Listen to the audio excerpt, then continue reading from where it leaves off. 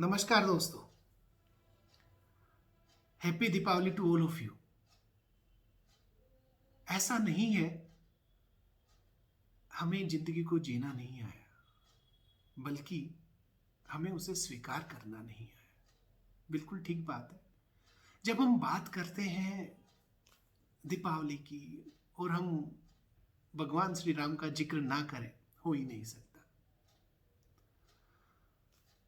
Acceptance, स्वीकार करना, शायद हम जो एग्जाम्पल ले सकते हैं भगवान श्री राम का, उनसे अच्छा एग्जाम्पल हमें मिल नहीं सकता। जब उन्हें तैयारी की जा रही थी उनकी राज्याभिषेक की, अगले ही दिन उन्हें राजा बनाया जा रहा था अयोध्या का। तो एक दिन पहले ही राजा दशरथ ने उनको वनवास जाने का आदेश दे दिया, जो उन्होंने सहर्ष स्वीकार किया। दोस्तों, हमारी लाइफ में भी कुछ ऐसा ही है। सिचुएशन ऐसी एडवर्स, विपरीत होती नहीं है जितना हम बना देते हैं। हम किसी चीज को स्वीकार करने में रेसिस्ट करते हैं, उन्हें उस तरीके से नहीं लेते जिस तरीके से वो होती है। एक में बड़ा छोटा सा किस्सा याद आया। एक याचक एक मुनि के पास गया, बोला, साहब मुनिश्री, मेरे को बड़ी परेशानी है, बहुत सारी समस्याएं हैं जो मेरे को घेरे हुई है, मेरे को समझ में नहीं आ रहा मेरे को करना क्या है। तो उन्होंने उस याचक को, उस मुनि ने उस याचक को बोला कि बेटा ऐसा है, मैं तेरी हर एक समस्या का समाधान बता दूंगा, पर तुझे मेरी एक बात माननी पड़ेगी। बोला, क्या?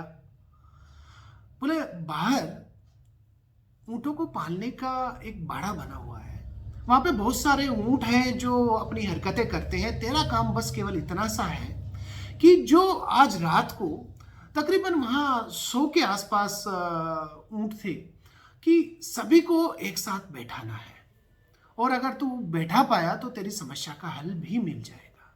बोला, ठीक है मुनिश्री, मैं बैठा दूंगा, इसमें कोई बड़ी बात नहीं है। अब साहब वो ड्यूटी पे लग गया रात को बैठाने में, ऊंटों को बैठाने में। ऊंट ऊंट ही होते हैं सब। 10 ऊंट को बैठाया, 11वें को बैठाने लगा तो वो पहला वाला उठ गया। कुछ अपने आप बैठ गए, कुछ खड़े हो गए, कुछ बैठना ही नहीं चाह रहे।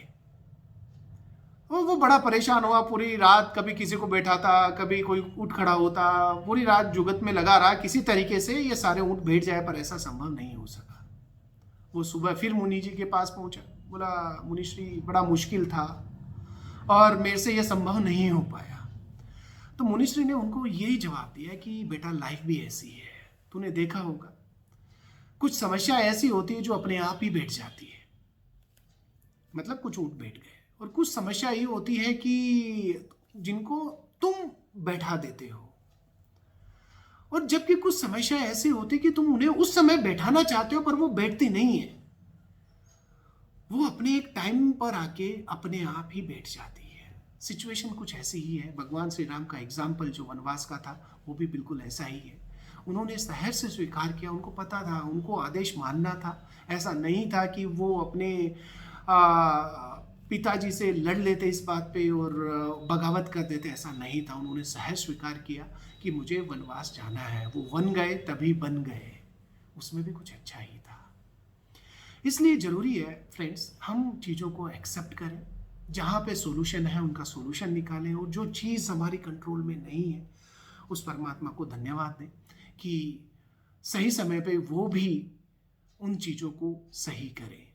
तो आज मैं इन्हीं शब्दों के साथ आपको हैप्पी दीपावली वंस अगेन, और उम्मीद करता हूँ कि हमारी लाइफ समस्याओं से दूर रहे। फिर भी कुछ समस्याएं हो, हम अपने आप को डिप्रेशन में ना लाएं। चीज़ों का समय होता है, समय बड़ा बलवान होता है।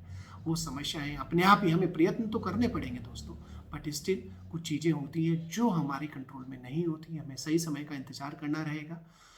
Thanks a lot, thank you.